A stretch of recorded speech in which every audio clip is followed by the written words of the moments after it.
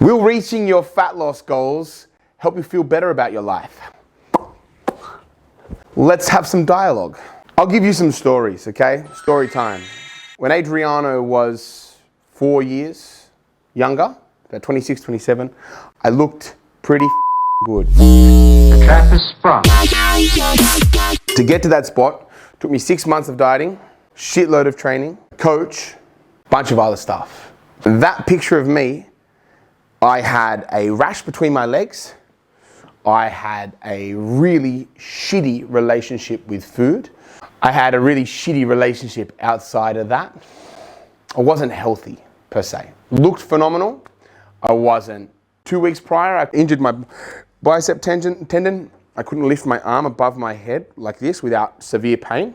And so it's really important to understand that reaching your fat loss goals isn't going to make you feel any better about your life. Does having a six-pack feel awesome?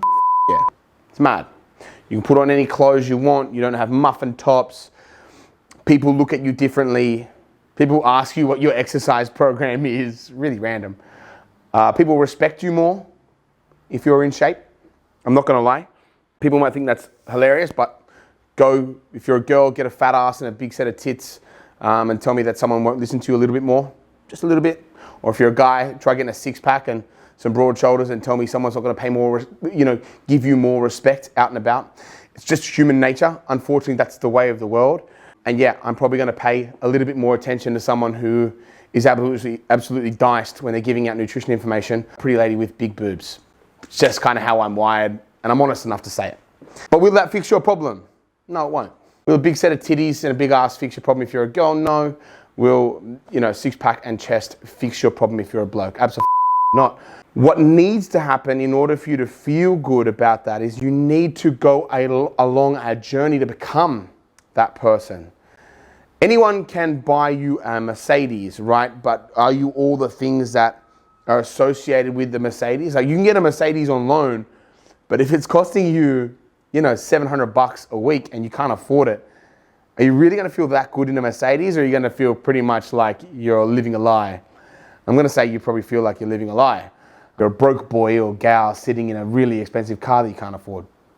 And the same thing kind of goes with your body. Like, you've almost got it like on loan, you didn't earn it.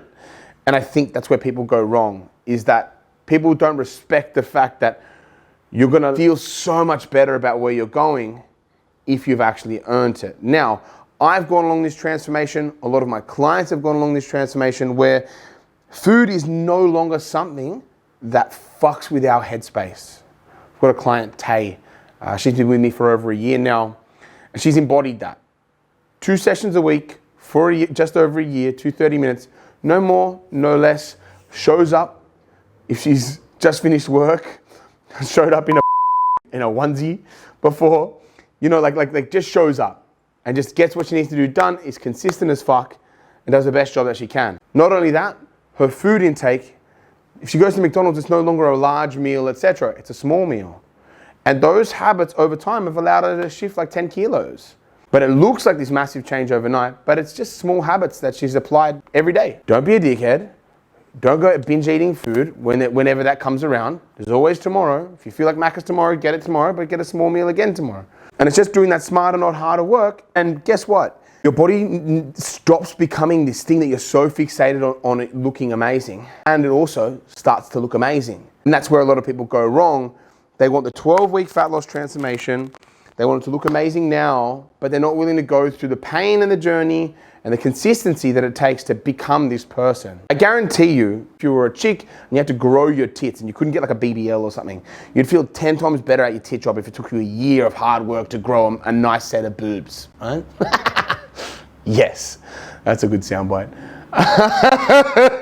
And same goes, like, if you're a dude and you were like, well, lifting weights, and it took you like 5 years to grow a bigger dick, versus like a transplant. I know I'm saying like nonsense here, but it's just kind of funny to think about that sort of stuff, right? You'd feel so much better about it than it just being gifted to you. Some people will probably say no, but I know deep down that that's not human nature. You don't feel good when things are gifted to you. Like if you're a billionaire baby or people that win the lottery, isn't it like something like 95% end up being broke in 10 years or going back to their regular baseline? And I just think stuff like that, it's across the board. You're not going to be someone that manages to bypass that. It's human nature. We want to feel good about what we've earned. We want to be able to keep it, more importantly.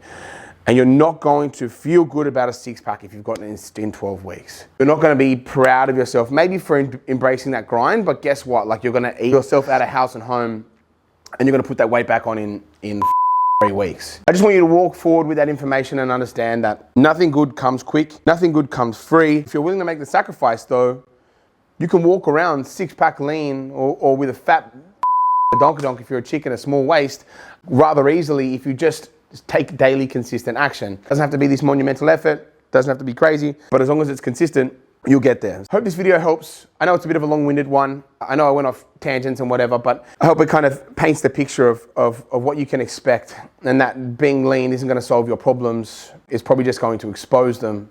The best way to solve your problems is to try your best to become a different person in all of that. Hope this video helps.